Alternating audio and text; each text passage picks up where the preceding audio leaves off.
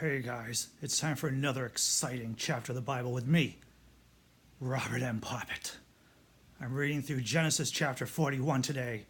I'm only reading through one chapter because we have to take some time and talk about U.S. Secretary of Housing and Urban Development, crazy Ben Carson. Before getting into the Bible, I want to tell you about the recent guest on the Naked Eye podcast this week. It was Catherine Mansk-Paulson. She chatted about landmark education.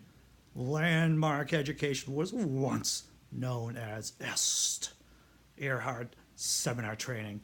It's an organization that sells you classes in how to be the best brainwashed Jew.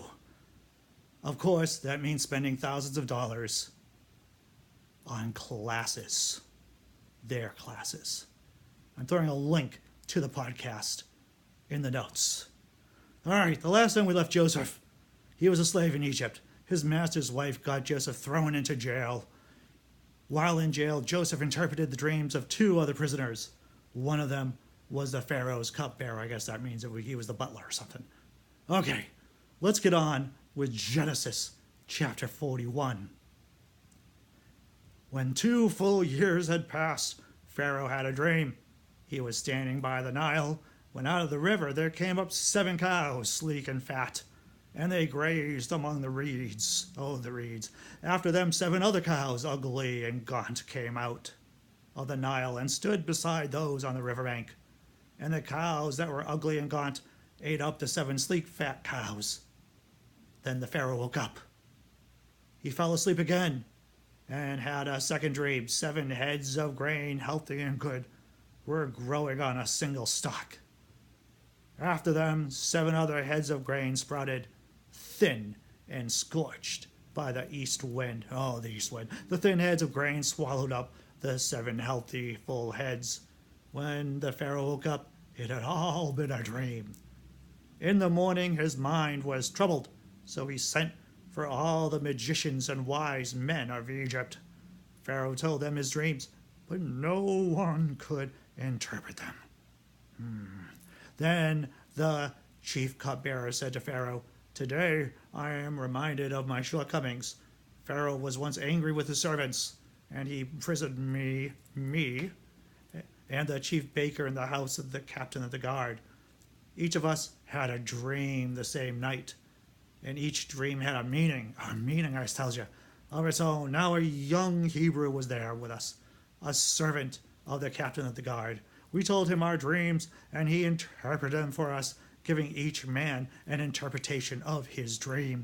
And things turned out exactly as he interpreted them to be. I was restored to my position, and the other man impaled." So Pharaoh sent for Joseph, and he was quickly brought from the dungeon. When he had shaved and changed his clothes, he came before Pharaoh. Pharaoh said to Joseph, "I had a dream, and no one could interpret it. But I have heard it's sort of you that when you hear a dream, you can interpret it." "I cannot do it," Joseph replied to the Pharaoh, "but God will give Pharaoh the answer he desires." Then Pharaoh said to Joseph, "In my dream I was standing on the bank of the Nile, when out of the river there came up 7 cows, fat and sleek, and they grazed among the reeds. After them 7 other cows came up, scrawny and very ugly. I had never seen such ugly cows. Antichrist cows, maybe they were. In the land of Egypt, the lean, ugly cows ate up the 7 fat cows that came up first. But even after they ate them, no one could tell they had done so, for they looked just as ugly as before. Then I woke up. In my dream, I saw 7 heads of grain, full and good, growing from a single stalk. After them, 7 other heads sprouted and withered, scorched by the east wind.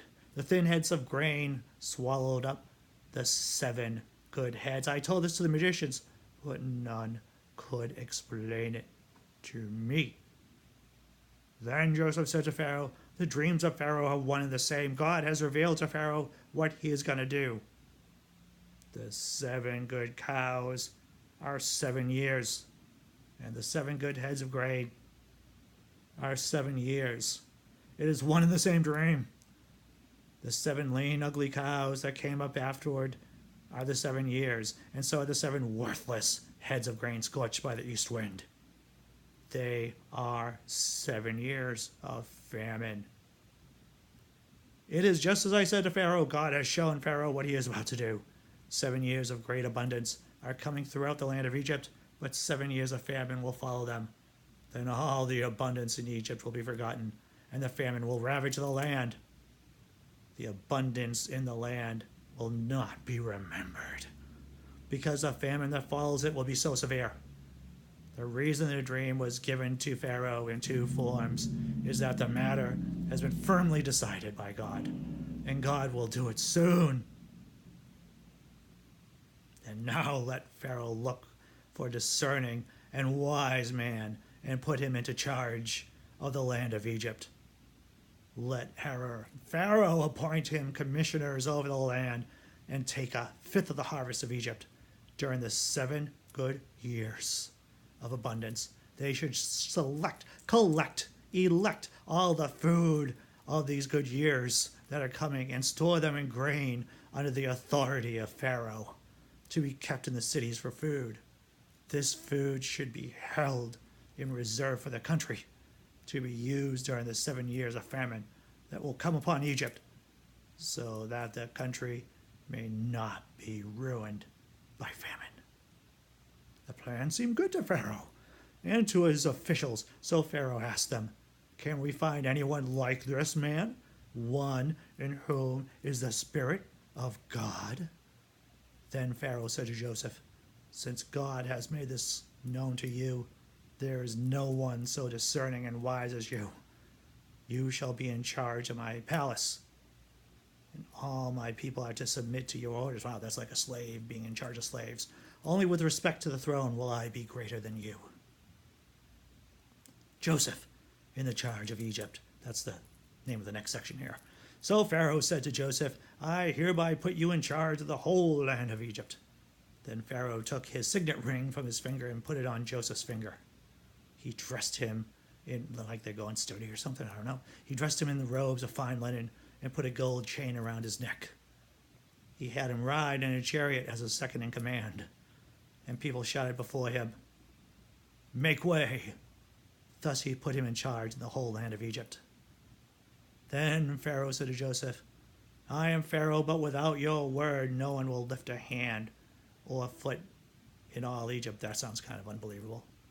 Pharaoh gave Joseph the name Sepheneth-Paneah and gave him Asenath, daughter of Potiphar, the priest of On, to be his wife. And Joseph went throughout the land of Egypt, throughout it. Joseph was 30 years old when he entered the service of Pharaoh, king of Egypt.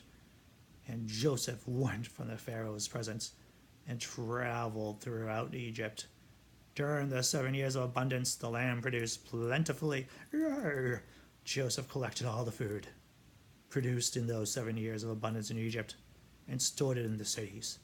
In each year, in each city, he put the food grown in the field surrounding it. Joseph stored up huge quantities of grain, like the sand of the sea. It was so much that he stopped keeping records because it was so beyond measure. No records, huh? That sounds ripe for corruption. Before the years of famine came, 2 sons were born to Joseph by Asenath, daughter of Potiphar, the priest of On. Joseph named his first son Manasseh and said, "It is because God made me forget all my trouble and all my father's household." The second son he named Ephraim and said, "It is because God has made me fruitful in the land of my suffering." The 7 years of abundance came to the end, and the 7 years of famine began, just as Joseph had said.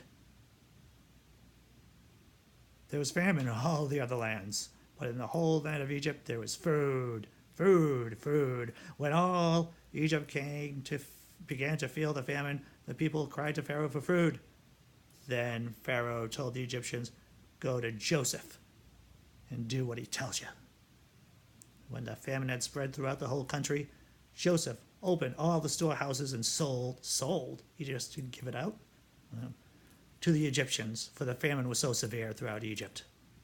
And the world came to Egypt to buy grain from Joseph, because the famine was severe everywhere. That ends Genesis 41. Some of you may remember in the last presidential election, that's back in 2016, Ben Carson was a candidate. And there was a controversy about him. He said the pyramids of Egypt were used for storing grain. Wrong! He couldn't be more wrong. Okay, he could be more wrong. He could be more wrong. He could have said the pyramids were made by aliens. Sexy aliens. In one-piece, skin-tight spacesuits. Okay, I gotta focus. BBC News ran a story. Why do some people think the pyramids were grain silos? The link is in the description, peoples. I'm just gonna quote fuck this article. And here's the quote fucking. I'm gonna start it right now. In the Old Testament, Joseph is sold into slavery in Egypt by his brothers, where he later interprets Pharaoh's dreams and helps the Egyptians survive a 7-year famine by storing grain.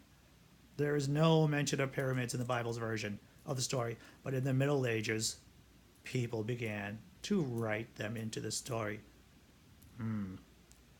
Quote, if you go to St. Mark's Cathedral in Venice, there's a medieval depiction of showing people using the 3 great pyramids of Giza as granaries in Joseph's story, says John Darnell, a professor of Egyptology at Yale University. That's pretty prestigious, Yale University.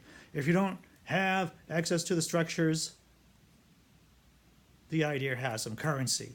The belief was also popularized by Saint Gregory of Tours, a 6th century Frankish bishop who wrote, they are wide at the base and narrow at the top, in order that the wheat might be cast into them through a tiny opening, and these granaries are seen to the present day, end quote. And that's the end of the quote up for the article. So there you have, kids. People thought they were grain silos because people were stupid. All right, that's the end. Good luck. Until next time, Godless bless. Godless bless you, and Godless bless America.